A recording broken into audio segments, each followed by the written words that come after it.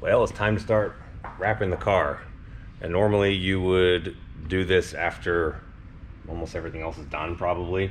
But for the sake of what we're doing and the fact that we're making videos about all this stuff, it's really, really hard to make a cool looking thumbnail with this. It doesn't look like anything. You can't tell what it is. So we're gonna wrap it first and then have it be pretty while we're working on it the rest of the way. And this is Justin. I've known him for quite a while, back in the Escalade days, and he's gonna help us get this, we'll just say it's atomic teal. It's gonna match the Escalade. That's what we're doing today. And we gotta get Jeff Anton's number 30 off of here because we haven't done it yet. This lighting doesn't do the color justice. So what we're gonna do is I leave this area all open for the air to escape in the channels. So we're gonna heat up this area right here, get the material to relax, and then I'm gonna roll it in. And then once I get this down, then I'll push the rest of the air out and lay this material. So like from here to here I leave open and push it all this way. Makes sense. You're not fighting bubbles all the way out. Yep. I thought it was so fascinating learning how to do the Escalade is like when you heat it, it gets all wrinkly and then it kind of goes back to its original form. Yep.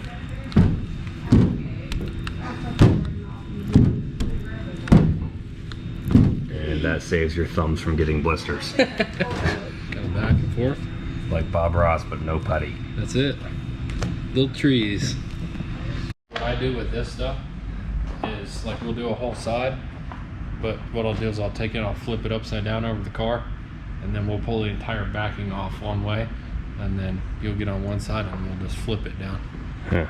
And this is something you've had to do by yourself before? I do it all by myself. I normally hinge it right at the B post and do it that way by myself, but yeah. Wow. It's impressive. Yeah. So we have to turn this around to get the arrows to go to the back anyway, I believe. Yeah, because all the arrows were pointing backwards on the top part. Logan's learning the ways of the wrap.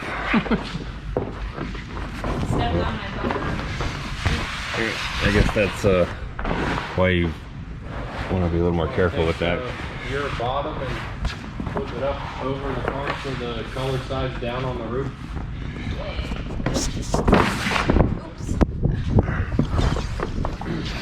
Yeah, we got some pretty gnarly folds in here from flipping it around. Do those come out whenever you heat them? Yeah. Okay, so you don't worry about that. See, that would freak me out doing the Escalade. We try really hard not to make that happen, but you're just like, it just goes away. Don't worry about it. This is why learning is good, because like I know how to wrap stuff. I can get it done, but am I doing it the most efficient way? Right. And that's what I want to learn.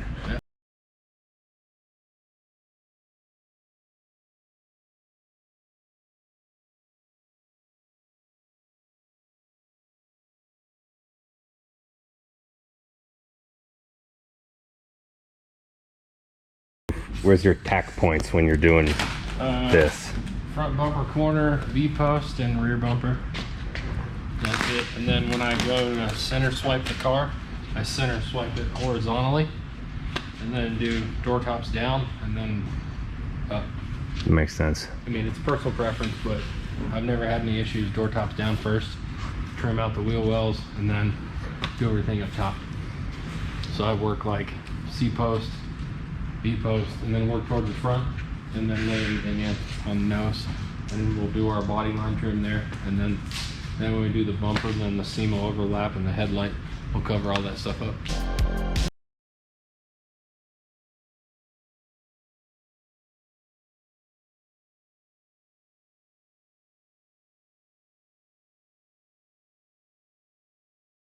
So this is good enough to tack up to start swiping it? I'm just so used to doing all this stuff by myself that like when somebody asks me what can I do, I'm like, Your first answer is go away. watch. Let me do. Let me do this.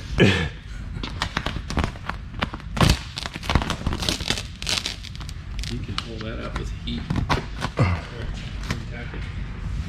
Like pull it back up.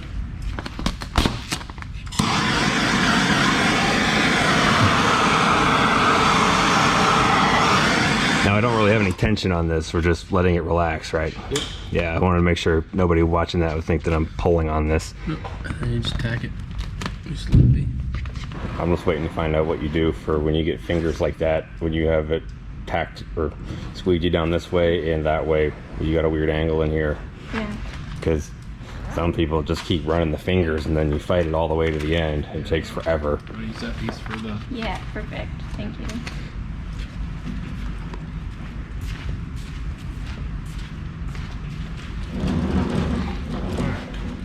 All right, doctor, how do you fix this? Come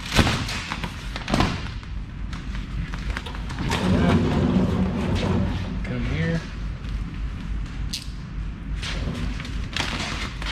Got this. You just make a relief in the wheel well and use that to get your pull better.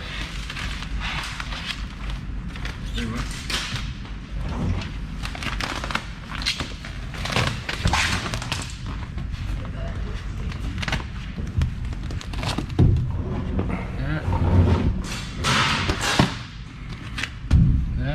Is this something normal, or did I cause this by going about the pattern wrong? That's normal. It's fine. I was just wondering if there's something to be learned, or how you can just put this on and just seamlessly throw it on there without any resistance whatsoever. No, there's always little kinks here and there that you have to work out. And then you got to heat that to get it to go back because you punched it all out there. That's part of the process.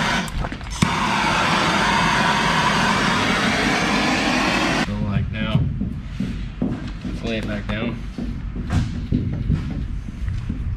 It's gotta be fun doing these things where it just go womp womp womp womp when they don't they're not actually rigid.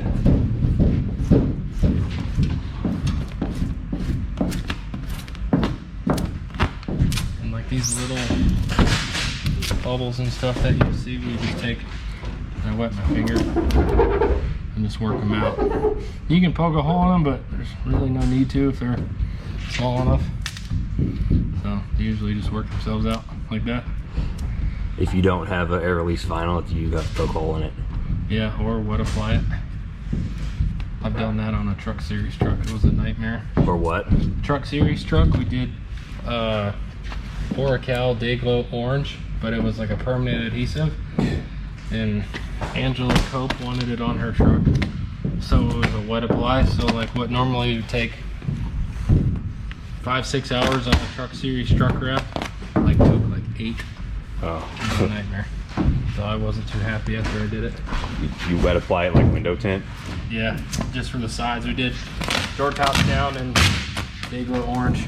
Wow. And then she wrapped the car like 4 laps into that race.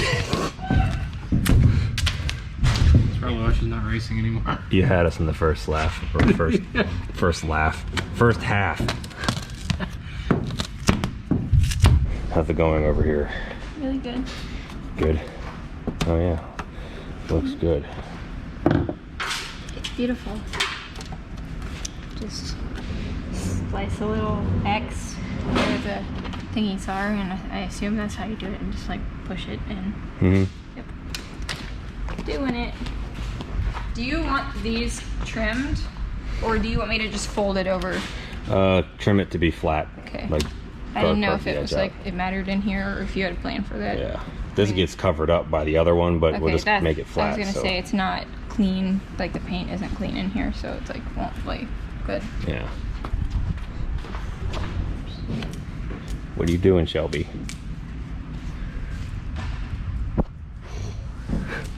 Yeah, I want to see how you do this part here. So the seat post is the trickiest. So like a lot of guys, I don't know why, they'll use 3 and primer 94 in this seat post from side to greenhouse, and there's absolutely no need for it. You're a clown if you use it. So there's no need. You gotta heat it in properly and then set it in. There's a torch.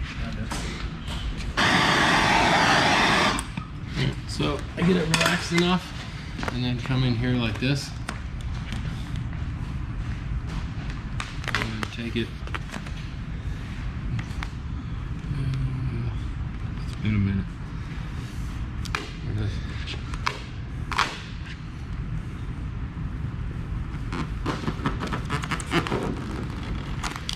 Like that. Huh. The newer newer cars obviously have a little bit more of an aggressive transition, but I use my forearm and roll it in, tack it, and then once you get it tacked, you can pop it up here and work it out up that way. Yeah.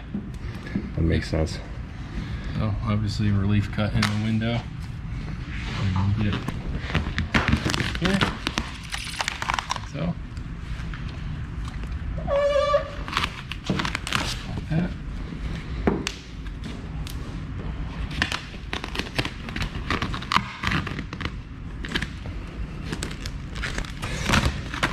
Take it just a little bit.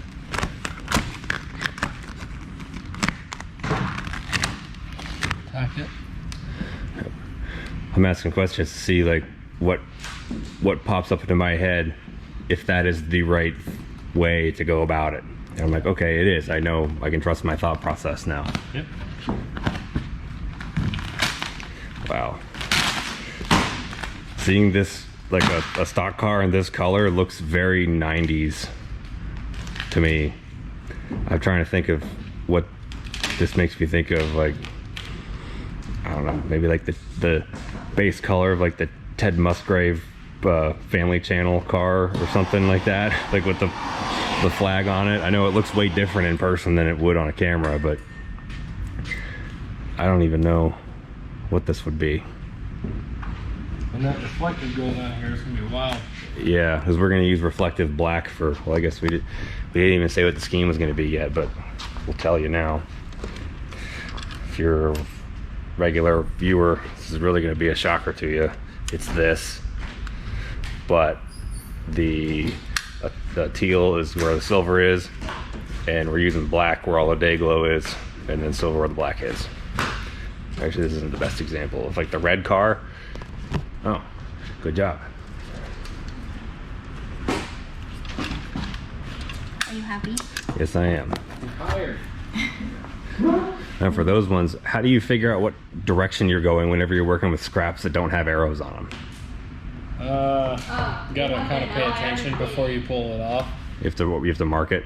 Yeah. Oh, otherwise, yeah. It is what it is.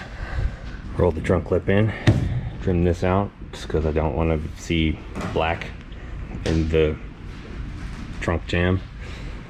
This is really not super complicated whenever you know what you're doing.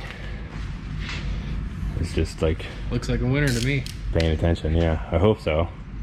Maybe if Jeremy Mayfield doesn't show up. And about 2 other guys. Good job. I'm going to enhance the audio on that one. The camera screen versus in real life, and it's such a different color, it's ridiculous. Like, I could ask what color this looks like based on what they're seeing on the screen, and Almost looks blue. It does look blue. Look how blue it is. It's not blue. Yeah. Used to be able to do an entire Toyota Cup car by myself in 4 hours. So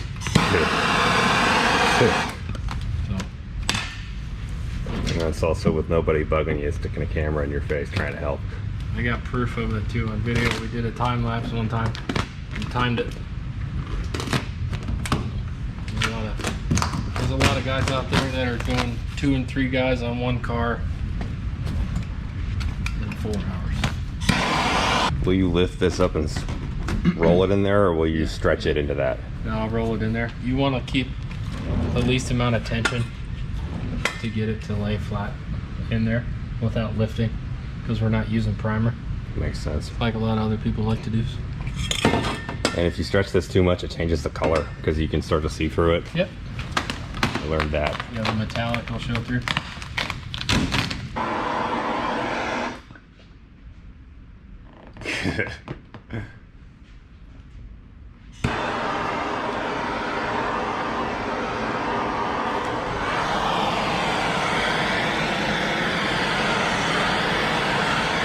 That's crazy.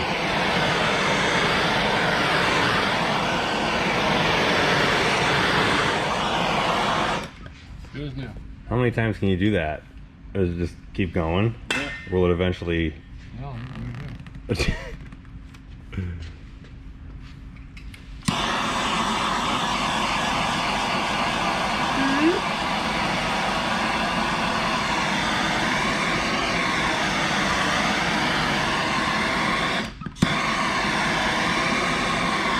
Would you like wait for it to cool a little bit and keep going back at it so it doesn't melt a hole in it? It is. That's freaking wild.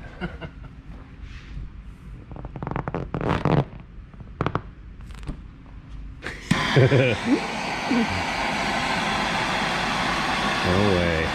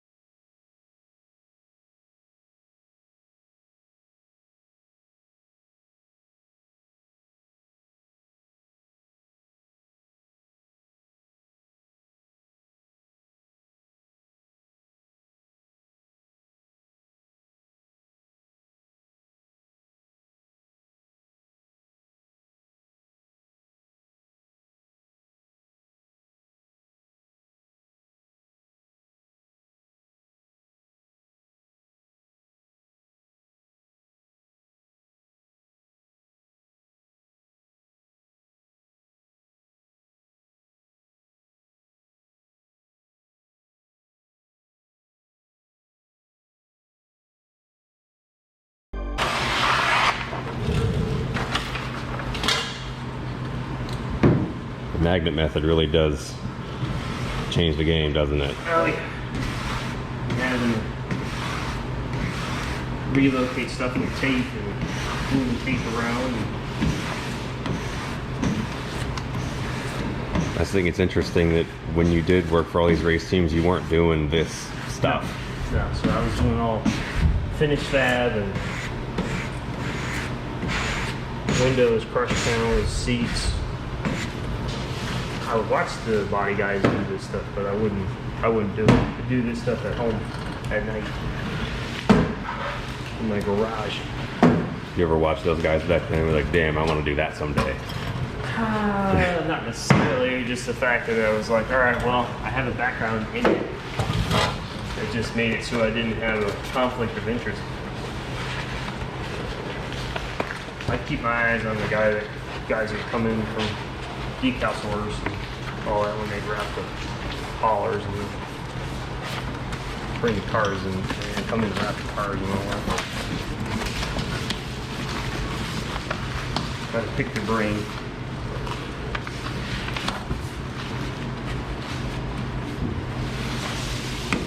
Be like, how do you do that without water? So even back then it was kind of a fascinating thing to you. Yeah, to a certain degree. I mean, you had trying to figure out how to do stuff without having a printer. That was one thing. You know, just having a plotter and still having to layer everything. But if you're doing old school stuff, you're replicating it. You're going to try to do it that way again.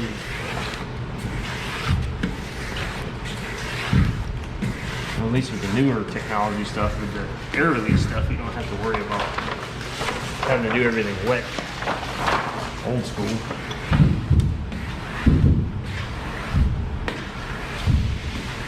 Doing finish fabrication, you usually have to prep cars for the guys that would come in and wrap them, so at least you would know what had to come off them and what would get in the way.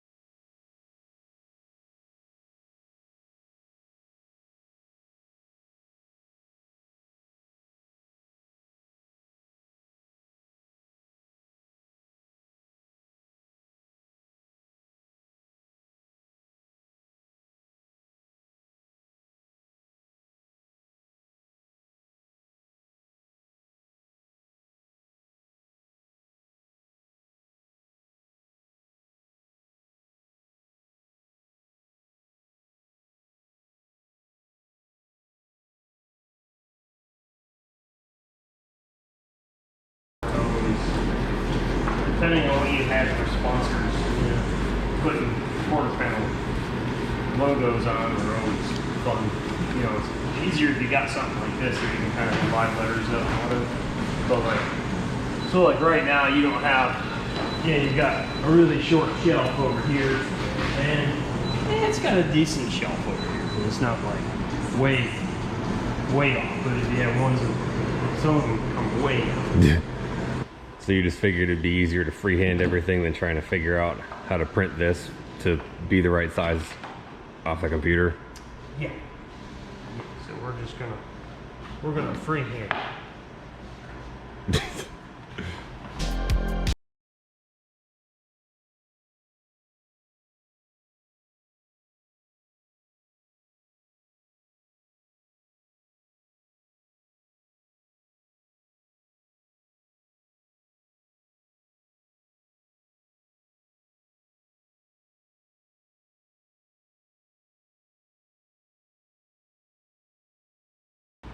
So this is an interesting part to me too, because everybody kind of has their own way of putting the headlights on, and when some people do it, it looks like weird. Maybe they angled them too much, or they're too far out, or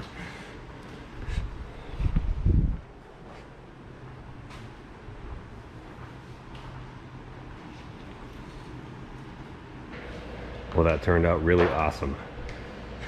Yeah, I think that was a lot better than trying to do it with the computer. Sometimes you can't. Computer can't match what the eyeball can do sometimes. No.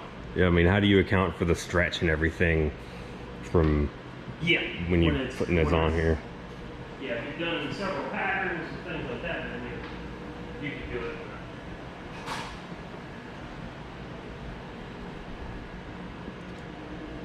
Especially if the nose angle changes or something like that. It's, sometimes you just can't beat going back old school.